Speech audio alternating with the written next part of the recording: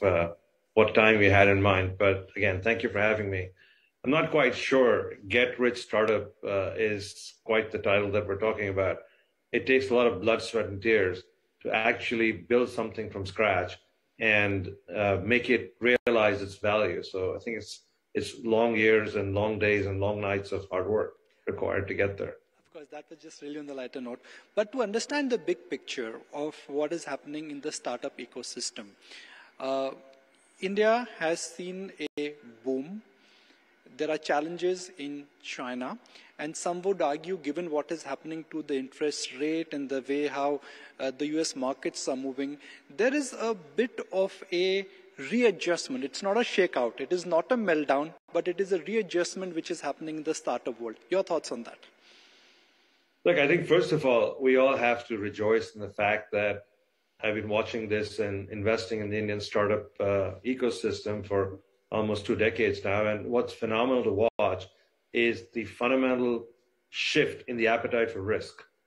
And appetite for risk across the spectrum, whether it's investors putting money into young entrepreneurs in the country, whether it's people coming out of college and university and saying, I want to build the next unicorn, or I want to be part of the next unicorn. If you look at the young people coming out of school across the country, there is a huge amount of attraction to go work for something that's fast-paced, disruptive, wants to go out and recreate the world. I think that's phenomenal.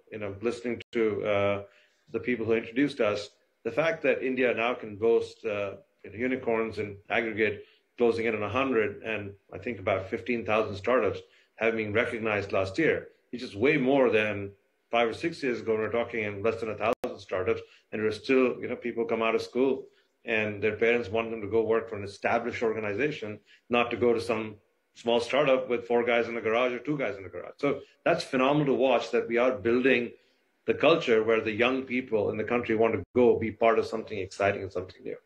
Now, in that phenomena, as we've seen around the world, it's not just a India-specific phenomena. It's been going on in both the US and China as well. And we're slowly, as beginning to mature, get out of our adolescent phase, which is, again, amazing to watch.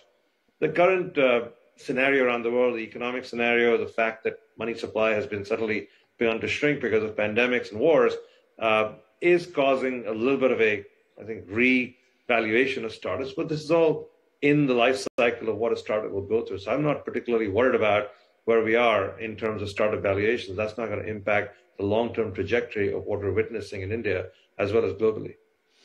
How would you rate Indian startups, and how are they different from global startups?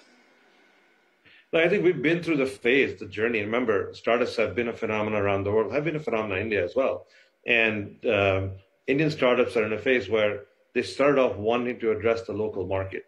Every piece of innovation we saw around the world has not only been replicated, new ideas have come through in India. I think India is one of the most innovative payment ecosystems in the world, for example. So there are people who have adapted ideas from around the world and built them from scratch in India.